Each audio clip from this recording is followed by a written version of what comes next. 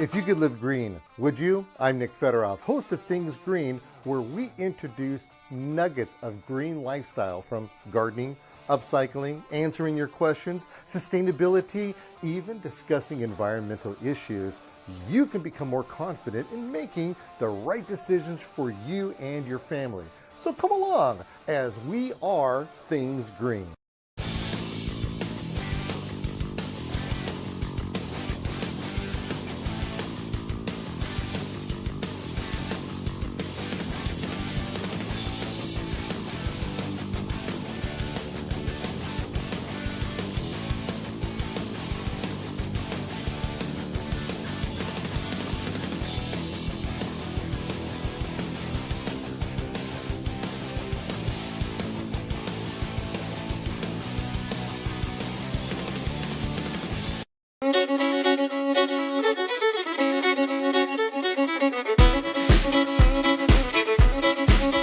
All right, so this is my pilot, David. How you doing, David? Good, how are you? All right, fantastic. Okay, we are here at what I affectionately call the farm show, but everybody else calls it now the World Ag Expo.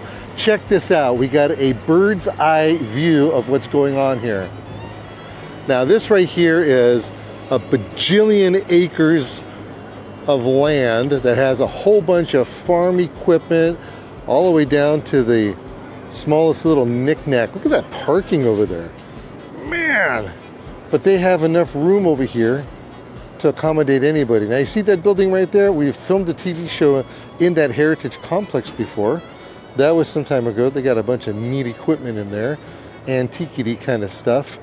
And then people just mull around here and they look at the new things that are on the market, and sometimes it's not even new stuff. Maybe they're just dusting off some old equipment to show you that they're still in business and they're here to help America's farmers.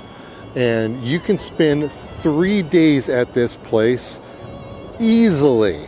Absolutely no problem doing something like that. So with that in mind, what do you say we hit the pavement and we will visit a couple of the vendors that are here showing off their wares.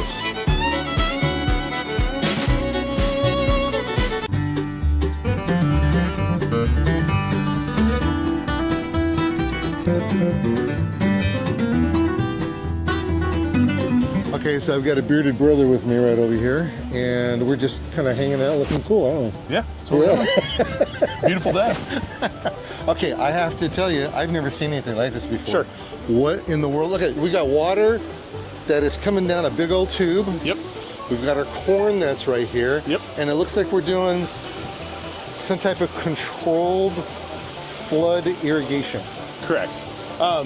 So what we're doing here is more of a banded application. Banded application? Banded, like Yep. So we're banding that water in a line. Okay. So instead of broadcasting that water across the entire soil surface, we're putting the majority of that water right at the base of the plant where the plant can actually use that most efficiently. Okay, so none of this is going to splash up here. Yeah, that's the whole point of it, is to get it down on the ground and into the soil profile as quick as possible. Okay. Now, that looks like a lot of water that's coming out of there. Yeah. This is representing roughly a ½ inch of water per acre. So as, say, the rain comes down out of the sky, you get a ½ inch of water. This is representing roughly what that would be comparable to. Okay. So, and we have like this big old giant boom right here. Yep. That's delivering it. Is that as far as it goes, or does it go bigger than that? Yeah, we could go a little bigger than that. We'll go up to about 80 feet wide is the width we'll go up to. So are we talking 40 and 40? Yes. Okay, now this is the monstrosity here that's actually delivering the water. For sure, it is. Okay. So what I don't understand is that don't look like a tank for the water. No. So what we have here, typically in an actual infield application, we would have a big reel up here with hose wrapped around that center section. Oh. So this machine would hold roughly 3,000 feet of 3-inch hose. So we can go, so we can go roughly about a ½ a mile from a central hydrant point. So we can move that water across the field and apply it in an efficient manner. So there's nothing in here? No, this one there is not right now. But typically you would have a big steel... Like a hose reel? Like a hose reel, yeah, it's exactly what it is. But it's ginormous. Yes. And the hose would be like all the way down here? Yeah, it'd hang just below here, and it'd go up to about 16 feet in the air at the top point. Wow. Okay, so Oh, look at this. You're pulling it from this side too. Yeah. So correct. Everywhere is getting water. Yep, correct. So we would what we would do is be watering on the outside rows as the machine moves away from the central point, and then we'd be watering the center 6 rows on the way back. Now, is this hose Yep. going to be the same distance as the one on the boom? So if you would line these all up and put them all together, they would be the same distance spaced evenly across the tire machine. So depending on the crop, does that depend on how? Yep, how you space those out. How you space that out? Yep. Depending on crop. So if you're growing things like in beds or things like that, you would probably widen them out, like a lot of your tomatoes, potatoes, all that kind of stuff's wider row spacing. You would actually spread those rows out further. And then you gain even more efficiency at that point because now you're taking those dead areas in between the rows now, and you're just multiplying that. So it's all based on what kind of crops that you have. Yep. Is there a crop that you can't do? Trees. That's about the one thing we could do. Yeah, you get canopy. We're limited by height. We can go about 10 feet in the air. Okay. So a lot of your major corn crops, things like that, they'll all fit underneath there. So you have display over here. That would be representative of maybe like alfalfa or something, right? Yes, correct. This would be your solid standard crops. So you're looking at like your wheat, your barley, triticale, things like that, or alfalfa. That would be a good representation of how we would water those. Now, I noticed that the ones over there were more like a nozzle. This is not a nozzle. Nope. This is more of what we consider a flat fan. So this we're trying to actually broadcast across the entire soil surface. Wow. Because this crop is planted in a solid stand, this out here needs water as well as what's underneath the drop. So are you getting even distribution from here to here, from here to here? Yes. Everywhere? Yeah. So it's not going to be Yeah, it shouldn't uneven. even, nothing's ever really perfect, but it's as close as we could do with a simple mechanical force to flatten that out. So what happens when the crop starts getting taller and taller and taller? Are you lifting the boom up, or do you have to shorten the hose? We shorten the hoses. So like on a wheat crop, you're going to put this height roughly about where you think the crop's going to end up. Oh, so you So we'll do it ahead of time. You will do it ahead of time. It's going to stay at one height the entire time. Like the corn crop, as we get later in the season, as that corn gets big, those drops are going to hang down in the middle of the rows, so it really doesn't ever change on that. But on your broad seeded stuff, that you're going to be raising them up depending on what your height is. Okay, I don't see where the driver sits. Yep. So the driver sits on his cell phone in his living room. No. So it's totally autonomous. It works directly off of an app, off your phone. Yep. Correct. Wow. And I thought I was being silly over here. I thought that was a hitch thing for the for a tractor. To drag it, yeah. To drag it. You're not dragging this thing. No, we are not. No. Is there like a joystick or something? Yeah. Or So we do have some buttons back here that a guy, if you wanted to, you could manually drive it. But that's strictly for, maintenance, loading, unloading, things like that. So you would have. Yep. Go, start, left, stop. right, forward, backwards, stop, and then these buttons here are used to control your hose. So we can roll the hose in, roll it out, change the the amount of tension on that hose and stuff. Yep. I've never seen anything like this before. Yeah. And then the machine's equipped with cameras. So we have a camera in the front, the back, and then in the center. So while you're sitting at home, you can actually check in on the machine, see what the crop looks like, see how the hose is operating, see, make sure you're not running over rows, things like that. So Grandpa being or great-grandpa being the farmer that he was, never had anything like this before. Sure. So is he like turning in his grave because... I would imagine there's some wheels turning going on, yeah, for sure. Yep. Because I can see that be kind of frustrating. Yeah. You're watching us on TV right now, and you're farming at the same time. That's exactly right. That is too cool. Is this an American thing? Is this? It is. Yeah. It is. Yeah, it's been in America now for a few years, and we're gradually starting to spread out across the world a little bit as well. I would imagine it didn't start off to be an autonomous thing. It started off, and then it just morphed into. It did. I mean, there were some things that happened over the years. It actually started out as a sprayer. Oh. It was actually a man-driven sprayer that a gentleman had tied the rows together. A gentleman by the name of Greg Souter is kind of the developer of our company. He and some friends had some issues with getting some corn up out of the ground in the very beginning. So they took their sprayer, put drop nozzles on it, and tied them together to get the crop watered to get it up, to get emergence. And they're like, well, if we can do this with a sprayer, what happens if we start tying it to water? And, then the wheels started turning, and before long, this is what it evolved into, something to be able to irrigate with. Okay, so we've got 3,000 feet of hose. Yep. 3 inches. Yep. So who winds it up? The machine. The machine controls all that. Okay. It's smart enough, and we've done enough testing and learning that we understand as this hose comes in, how fast that reel needs to turn to keep it tight. So this here, the beauty of the whole machine is right here. We call it the transverser. So this is a machine that handles the hose. So inside of here is a set of wheels and gears. So it pulls and pushes that hose as it needs to keep it tight on that reel. Fascinating. Thank you very much for the education. Yeah. This is awesome. Yeah. All right. Glad I could help you out. All right. Now go sell a couple of these things to me. I would love to. That'd be great. All right. Thank you. Yeah, thank you. Have a good one.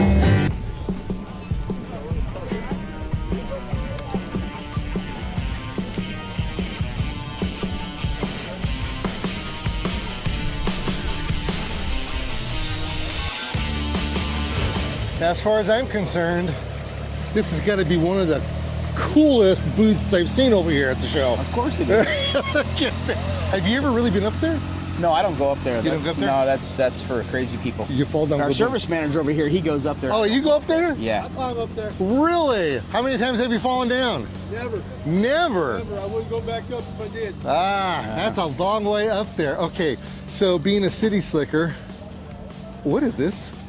This is a wind machine for frost protection. Wind machine for frost protection. Yeah, not to be confused for a wind generator, which makes electricity. This actually burns fuel to create a wind that will actually. What it does is it takes the yeah, that's what I'm looking for. It basically takes the inversion layer and it grabs it and pulls it down over your crop, and then the fan not only rotates, the head rotates 360 degrees. One machine will cover roughly 10 acres. Okay. And as the hot air rises, it takes this, if you look at the head, it's angled back and it pulls that back down onto your crop. I don't get that because you got a fan that's a million miles up in the air like this. 35 feet, yeah. And yeah, but when you're up there, Yeah. Okay, and then what happens is that you've got frost is settling down. Correct. So is that pushing the hot air up? No, what you got during the day, everything you have here is absorbing heat. Okay. So at night, hot air rises. So Right. in the evenings, early mornings, that hot air is still rising, and you're capturing that heat and pulling it back down onto your crop. But it's a fan. It's blowing straight No, out. How it's does not. it? That's what I was saying. If you look at this gear head right here, it's actually grabbing the air is blowing over the gearbox and down. Oh, okay. So our fans Fan blade is are right there. this way. Yes. Okay, and they're coming downwards. coming back that And way. And 6 degrees is enough. It's enough. For roughly 10 acres, sometimes more. Wait. One of these could do 10 acres. Yes. That's crazy. So is that like a permanent installation? Yes, it is. It can be removed, but it is. You don't move it annually. That Yeah. would stay. That machine would last you 30, 40 years. Wow. There's that machine's mounted on a slab of concrete that is 8 foot wide, 8 foot long, and 3 feet thick. Okay, so that big old engine that's right there, that's the electric that creates the electric for it, right? You're not plugging it in with into There your is house. there is no electricity. It's just actually it's gear driven. So Oh. it's engine driven, gear driven. Engine driven, gear driven. Okay, so is that like diesel or gas or? We what use is- propane. With this Wow, really? Yeah. Oh, that's clean energy, man. You can't get any cleaner than that. No, you can't. That's beautiful stuff. A lot of people don't know that propane, hands down, is a fascinating way to bring energy to something, and they're using it for burning weeds on fields. It's organic, Oh, yeah. and yeah, that's a cool thing. So with all these gears and such, Yes. is this thing spinning like 5,000 miles an hour? Or, I mean, if I was to stand underneath it, is my beard going to be splitting like this? Or No. can I feel it down here? So the engine speed is 2,380 RPMs. And it's going into this gearbox first. It's coming in here, and this is 2.5 to 1 roughly. It's 2.56 to 1. Okay. Then it goes up, and this is 1.64 to 1. So Okay. it reduces it. So am I You're thinking? continually I mean, reducing. I have no idea about mechanics. So this gearbox right here, is that what's right here? That's exact same. Yeah. Okay, so that's going in there. Now, is it as pretty out inside there as it is over It there? is not. It is not. That okay. one is for show. Okay. So you don't get the chromed version. You get the black gear version. All right. Dipped in oil. And that's got grease in there and Oil, stuff. yeah. Oil. Yeah. Okay, and then that one right there is upstairs. Correct. And because it is facing that away. Yep. No. That's actually at a 6-degree angle like this. That is and it's correct. going to be blowing this it way. would be blowing back this way. Okay, so it's going to be reaching us. That thing's moving at a pretty good RPM then. Yes. And to go 5 acres in one direction, Yep. And This that's is that easy. right? It'd be Yeah, 5 acres in every direction. and in a then every circle. direction, so that gives you your 10 acres. Yep. Wow. Okay, so do you put these in the center of the Yes. orchard, or do you put them? You can, now that depends. Everybody's got a little bit of different theory on that. In this particular area where we're at, the wind drifts in the morning come off the hills and flow to the west. So you might offset it into the wind slightly. So maybe 20 feet or something, So 30 feet. so is the wind pushing against the wind? The wind's working with the wind. It's going to work with the wind in one With the direction, but push against it because remember that head is also rotating around 360 degrees. So the fan's spinning and the head's spinning. Okay, and But the idea is you've got a wind drift coming from the east to the west, let's just say. okay. And so you would push into the wind a little bit to gain that on the other end. So what kind of crops would benefit from doing something like this? Around here, mainly citrus. You see a lot of it. Now in citrus, you're protecting fruit and possibly new growth on the tree. And then in grapes, you're protecting the bud break. So a bud that's going to come in the next few months here, it'll start breaking bud, and you need to protect that so it doesn't freeze. You also see it on cherries and apples. So is this whole concept here getting rid of the idea of a smudge pot? Yeah. Yeah, that's what it does, huh? So the Yeah. technology has changed to where you're not putting diesel into something and lighting it up, Correct. and we're Correct. the Peach pits in the groves, Now- burning tires, all that stuff. Now, does this turn on automatically, or do you have to come and turn it on? So itself? that is an option. Ours does have a temperature probe, and you can set the start and stop temperatures, Oh. and it'll turn on automatically. And what is an ideal temperature for the? Because when frost comes, it's. Are we turning Okay. it on before the frost hits? Yeah, so you're gonna come on about, you can vary in different temperatures. Some guys turn it on like 34, some guys don't turn it on until 30. It varies however your crop is and what your experience is. But you do have a band in there that you can turn it on. One of the things to be noteful of is experiments have been done. It essentially takes 5 minutes for frost to set in. So this whole speed that we're talking about and the turning of this, you make one complete revolution in less than 5 minutes. So if you've got a piece of fruit out here that's getting ready to freeze, you've warmed it up, you're making your revolution, you're protecting the rest of your crop, you're coming back around, this is starting to freeze, and bam, you're there again. Now you've brought in warm air again. you So continue. okay, so the crop that's closest, is that going to be protected more than It would be than a technically, crop of it? yeah, that's technically sticky? it could be. Or is the crop, or because we're right here underneath it, Well, that's a different story. isn't it? but then you also get into multiple machines. If you've got multiple areas, you've got a lot of moving air. So like if you had 100 acres and you had 10 machines, you got quite a few machines. So you've got air moving from all directions. Fascinating. Well, I love it, man. Thanks. I've never seen these before. Appreciate you letting me come over Thank here you. and, Thanks for coming to see what you guys got going on.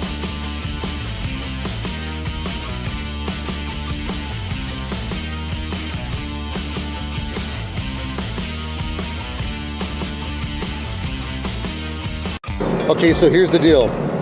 You do not come to the farm show without making a donation to the Reigning Chaos Equestrian Drill Team.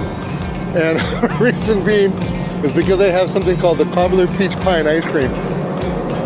I have come here for years to this show. Oh man, not knowing that this place even existed. Then I ran into my buddy Steve List. So go figure. Someone who's already from Southern California. I run into him over here. He says, let's get some peach pie. I'm like, what are you talking about? No peach pie over here. I've never had this before. Oh my. I have no idea how many peach pies I've had in the past over there. But what's really cool is that they make these things in these cast iron pots with coal. It is just absolutely amazing how they do this. So that being said, I am going to overindulge. And by the way, this is the only thing I indulge in all year long that's really this sweet because it is that delicious. So cowboy peach cobbler pie with ice cream. I'm pretty sure that's the way they did it in the 1800s. Even with the ice cream.